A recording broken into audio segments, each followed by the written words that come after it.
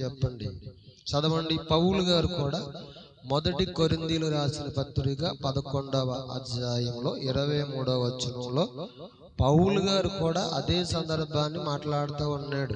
యేసు ప్రభు వారు కూడా, తండ్రి నాకు పనుల మీద నేను వచ్చి ఉన్నాను, తండ్రి ఇష్టాన్ని నెరవేర్చనయ్యున్నాను, తండ్రి నాకు అప్పగించిన దానిని నేను చేయనై ఉన్నాను, ఉద్దేశించినై ఉన్నాను ప్రభు వారు సెలవిచ్చిన రీతిని బట్టి ఇక్కడ పౌలు గారు కూడా అదే సందర్భాన్ని మాట్లాడుతున్నాడు. నేను మీకు అప్పగించిన దానిని ప్రభు వలన నేను చూడండి పొంది తిని, స్తోత్రం చెప్పండి. అక్కడ అంటున్న మాట ఏంటంటే కొరింథీ 11:23లో చక్కని మాట ఉంది. అక్కడ నేను మీకు అప్పగించిన దానిని ప్రభు వలన పొంది తిని, ప్రభువైన యేసు తను అప్పగింపబడిన రాత్రి ఒక రొట్టెను పట్టుకుని కృతజ్ఞత స్తుతులు చెల్లించి దానిని విరిచి, ఇది మీ కొరకైన నా శరీరము, నన్ను జ్ఞాపకము చేసుకొనటానికై దీనిని చెయ్యండి చెప్పిన. స్తోత్రం చెప్పండి. ఇది మనకి ఒక కట్టడగాను, మనకి ఒక ఆజ్ఞగాను ఉన్నది. దేవునికి మహిమ కలుగును గాక. బాప్తిసం పొంది రక్షించబడిన ప్రతి కుమారుడు, ప్రతి కుమార్తె, ప్రతి ఒక్కరు కూడా ఆచరించవలసిన విధి విధానాలు మరి ఈ యొక్క మాటల్లో కనబడుతూ ఉన్నాయి. స్తోత్రం చెప్పండి. అది ఎవరైనా ఏ స్థితిలో ఉన్న వారైనా మరి దేవుని యొక్క పరిశుద్ధ నామానికి మహిమార్థముగా ప్రభు యొక్క మరణ పునరుద్ధానమును గురించి మనము జ్ఞాపకం చేసుకుని నిత్యము కూడా ఆయన యొక్క అడుగు జాడల్లో మనం నడవాలి, బ్రతకాలి, జీవించాలి. మన ఉనికి కలిగిన వారముగా ఉండటం కొరకు ప్రభువు తన అప్పగింపబడి రాత్రి ఆయన ఒక రొట్టెను పట్టుకుని మరి చక్కగానంటే ఆయన వారి భోజనం చేస్తుండగా కూడా పాత్రను ఎత్తు పట్టుకుని కృతజ్ఞతాస్తుతులు చెల్లించి, ఇదిగో నేను మన తండ్రి రాజ్యంలో నేను ప్రవేశించేవారు కంటే మీతో ఇంకా నేను ద్రాక్షరసం తాగను కానీ మీరు దీనిని అనుసరించాలని చెప్పి నన్ను జ్ఞాపకార్థముగా ఉంచి అనుసరించాలని చెప్పి ఆ రాత్రి వారికి అప్పగించి ఉన్నాడు. దేవునికి మేము కలుగును గాక. నిజమే, ఆయన శరీరమును ఆయన యొక్క రక్తము మనము అనుదినము అనుసరించాలి. ఇది పూర్వ దినములలో మనం చూడొచ్చు. యేసు ప్రభు వారు పరిచర్య దినాలలో ఆయన పస్కాను ఆచరించారు. ఇప్పుడు చాలా మంది ఏం చేస్తూ ఉంటారంటే పస్కాను యేసు ప్రభు వారు ఎలాగైతే పస్కాను ఆచరించారో అలాగా పస్కాను ఆచరిస్తూ ఉంటారు. కొందరు సంవత్సరానికి ఒకసారి పస్కాను ఆచరిస్తూ ఉంటారు. సంవత్సరానికి ఒకసారి పస్కా అంటే సంవత్సరానికి ఒకసారి ప్రభు శరీరమును, ప్రభు రక్తమును అనగా వారు తీసుకునే వారుగా ఉంటారు. సంవత్సరానికి ఒకసారి తీసుకున్నారు, ఇప్పుడు కూడా అలాగనే తీసుకునే వాళ్ళు ఉన్నారు. దేవునికి మహిమ కలుగును గాక. దేవుని వాక్యం ఏమంటుందంటే సంవత్సరానికి ఒకసారి పూర్వ దినములలో ధర్మశాస్త్రము కాలములో ఆనాడు ఆ దినముల యందు మరి యేసు ప్రభు వారు ఆ ధర్మశాస్త్రము యొక్క పద్ధతి ప్రకారంగా ఆయన ఆచరించారు గనుక ఆయన ఆచరించి ధర్మశాస్త్రం అంతా నెరవేర్చి మన కొరకు దానిని మరి కలవరి శిలువలో కొట్టివేసేటంటే ఎఫెసీ పత్రిక 2వ అధ్యాయంలో ఆ సందర్భాన్ని చూడొచ్చు. ఎఫెసీ పత్రిక 2వ అధ్యాయంలో సందర్భాన్ని మనం చూడొచ్చు. చూడండి ఒక మాట, ఆ కలవరి శిలువలో ఆ ధర్మశాస్త్రం అనగా దేవుడు ఆ మోషేకి రాసి ఇచ్చిన ఆ గ్రంథమును, ఆ పత్రమును ఏ విధముగా దేవుడు తీసివేశాడో, తుడిచివేశాడో అనే దాని కొరకు మనం చూస్తే 13వ వచనం కానించి మనం చూద్దాం. అయినను మునుపు దూరస్తులము మీరు ఇప్పుడు క్రీస్తునందు క్రీస్తు రక్తము వలన సమీపస్తులై ఉన్నారు. ఆయన మన సమాధానమై ఉండి మీకును మాకును ఉండిన ద్వేషమును అనగా విధురూపమైన ఆజ్ఞలు గల ధర్మశాస్త్రమును తన శరీరముందు ఏం చేసాడంట? కొట్టువేయుట చేత మధ్య గోడను పడగొట్టి మన ఉభయులను కూడా ఏకము చేశాడంట. స్తోత్రం చెప్పండి. మనం ఇప్పుడు ప్రభు మన కొరకు ఆయన సిలువలో ఆయన ఒక యజ్ఞ, ఒక బలి, ఒక పశువుగా ఆయన బలి అర్పించబడ్డాడు. తన శరీరమందు మన మీద రుణముగా భారముగా ఉన్న ఆ పత్రమును, ధర్మశాస్త్రమును ఆయన ఏం చేసాడంటే కలవరి శిలువలో ఆ అడ్డుగా ఉన్న అడ్డు కూడా ఆయన ఏం చేసాడంటే కొట్టివేస్తున్నాడంట, కోలగొట్టాడంట. స్తోత్రం చెప్పండి. నిజము. ఈ రోజున చాలా మంది కూడా ఏం చేస్తూ ఉన్నారంటే సంవత్సరానికి ఒకసారి పస్కా చూస్తూ ఉంటాం, మీటింగ్స్ పెడతా ఉంటారు. పస్కా పండుగ అండి మాది, మా పస్కా పండుగ చేస్తారంటే ఇలా స్తోత్రం చెప్పండి.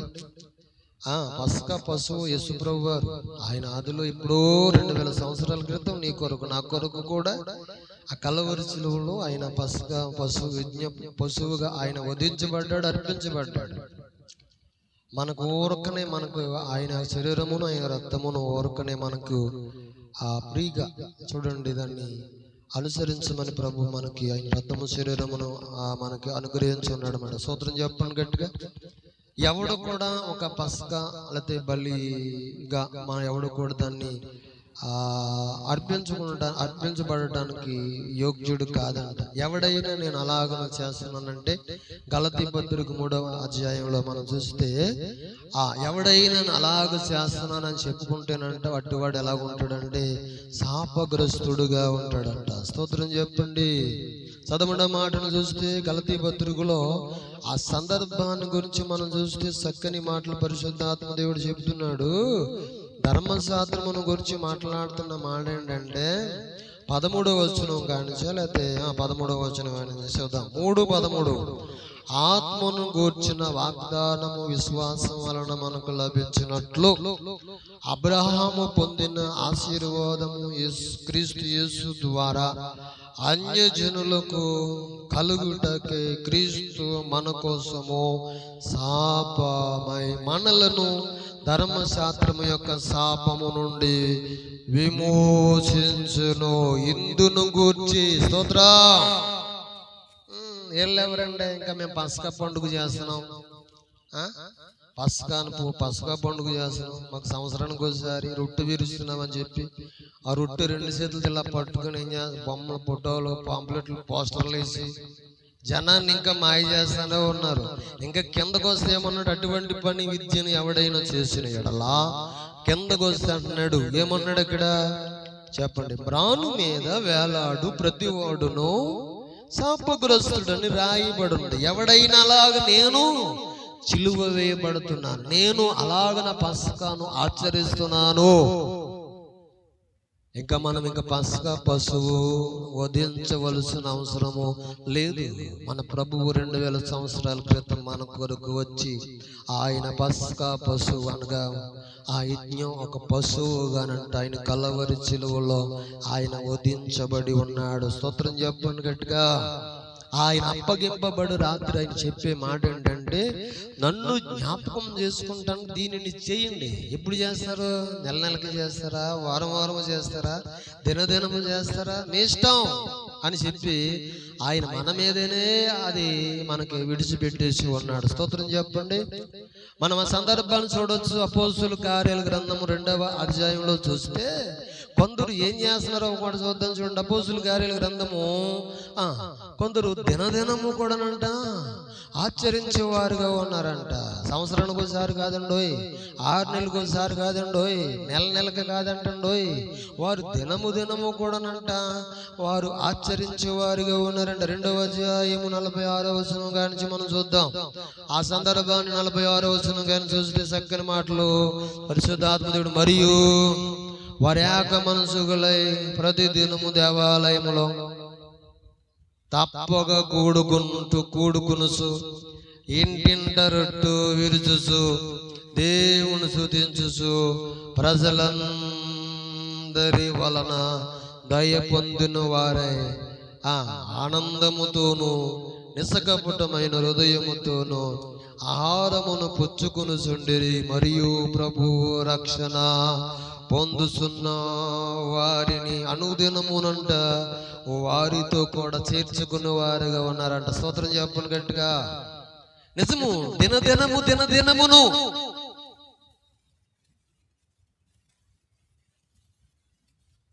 అందుకే రాత్రి పౌలు గారు, నా ప్రభు మీకు అప్పగించిన దానిని, మనకు అప్పగించిన దానిని రేపు ఆదివారము సంస్కార ఆరాధన, మొదటి ఆదివారం ప్రతి సంఘంలో కూడా ప్రతి మొదటి ఆదివారం ఉంటాయి. కొన్ని సంఘాల్లో 2వ ఆదివారం పెట్టుకుంటారు, కొన్ని సంఘాల్లో 3వ ఆదివారం పెట్టుకుంటారు, కొన్ని సంఘాల్లో 4వ ఆదివారం కూడా పెట్టుకునే వాళ్ళు ఉంటారు. స్తోత్రం చెప్పండి. నిజమే, ఆదివారమే మనం చూడొచ్చు. అపోస్తలుల కార్యాల గ్రంథంలో 19వ అధ్యాయంలో బైబిల్ గ్రంథంలో ఆదివారమున వారు రొట్టె విరుచుట ఒక చోట కూడి ఉన్నారంట.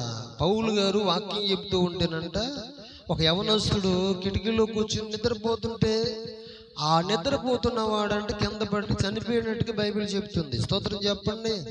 అప్పుడు పౌలు గారు మరి వెంటనే వచ్చంటే ఏం చేసాడు? అతని కొరకు ప్రార్థన చేసినట్టుగా మన బైబిల్ గ్రంథంలో నుంచి మనము చూడొచ్చు. ఈ రోజున సంస్కార ఆరాధన అనేది అనగా ప్రభు శరీరము, ప్రభు రక్తము, అనగా ప్రభు బల్లారాధన అనేది చాలా ప్రాముఖ్యమైన దినము. ఆ దినమును గూర్చే మరి ఈరోజు ఈ రాత్రి ఈ చింతపాటు యొక్క ప్రార్థన దేవునికి మహిమ కలుగును గాక. నిజం, ఒక పెళ్లి చేయాలని, ఒక ఇంట్లో ఒక పెళ్లి చేయాలంటే దాని కొరకు నెలల తరబడి ఏం కావాలనే దాని కొరకు